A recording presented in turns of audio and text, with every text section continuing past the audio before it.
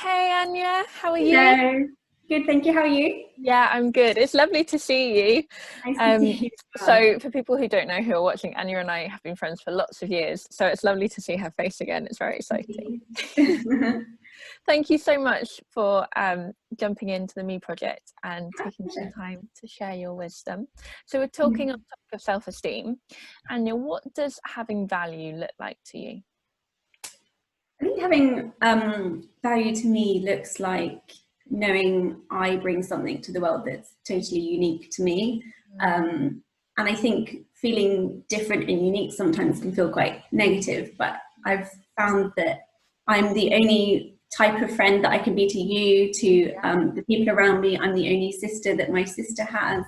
And I feel like I get great value now from being able to bring that uniqueness in my position and my gifts and what I do to the world and use it as a gift to other people around me.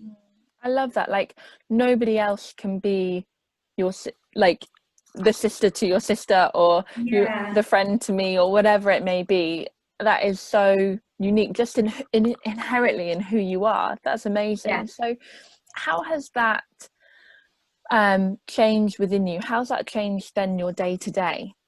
Mm. It takes a bit of pressure off, I think. I think especially for me, I feel like I'm more geared towards finding my value, or I have been, and I'm still working on it, finding value geared towards kind of what my output and productivity is and what I do. And so Yeah, this journey of kind of it more being about who I am has taken time. But what yeah, learning that has and that journey has been freeing me to not be the best, the most productive at all those times. It's going, actually, I just need to be a good sister, a good friend, yeah. using what I have and my talents and giftings in my work, for example, to do the best I can. Yeah. It's really freed me from that pressure I think I put on myself, where when I positioned my value as what I did and what I do. I think it's been a really long journey and one that continues, but I think one example that springs to mind is something I've been thinking about the past couple of years, especially in a new job I recently had. And it's when people ask me how work's going, as if it is almost intrinsic to my being. I often don't know how to answer that question because aside from, yeah, I had a good day, went in a few meetings, I kind of don't really know how to answer it. And wondering on that, I said that I over time somehow separated my worth with my job, and that kind of, I am not what I do or who or what I've been hired to do.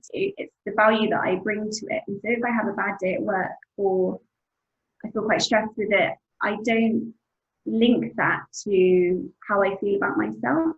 I walk away and think, I'm doing a good job. I know this is just a hard day at work. But that my value is so much more about what I can bring to it. And again, the people around me, and not just that performance 9 to 5.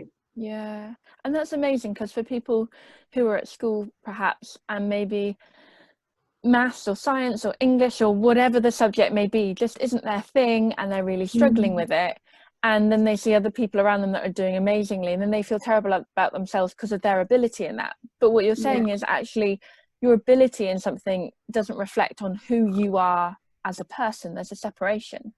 Yeah, I mean, I could be doing any job, and I'd like to think that I have the same value, Yeah, whether I'm, the president or working in a restaurant. yeah, I still am that, as I mentioned before, that unique set of characteristics and traits that I can bring, and hopefully be be what I can be with in my character without it being around what I do and how I perform.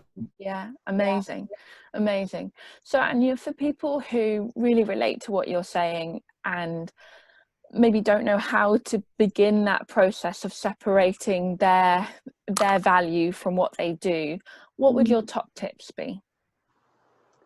Um, I I found that my values really encouraged when I'm being myself around my friends and family. Mm, And I think that vulnerability of being who you are and being honest about who you are, that's not the attachment to your productivity of, you know, I'm kind, or I get nervous about this, or I'm anxious, or this kind of thing stresses me out. I find that I have made a great choice in friends, and when I'm honest about these things, I get reassured in my value that that doesn't affect it, and I'm a good friend, or I'm encouraging to them. And so I guess my top tip is find those people that you can be really yourself with, and just see how that encouragement can help you build up your self-worth in those areas where you don't think you feel very valued or worthy.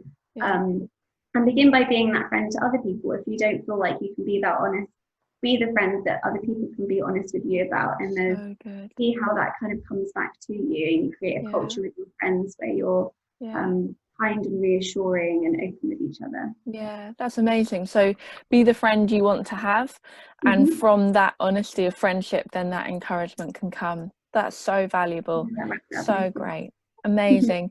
Anya, thank you so much. It's been lovely to see you again, and you take care. Bye. Bye.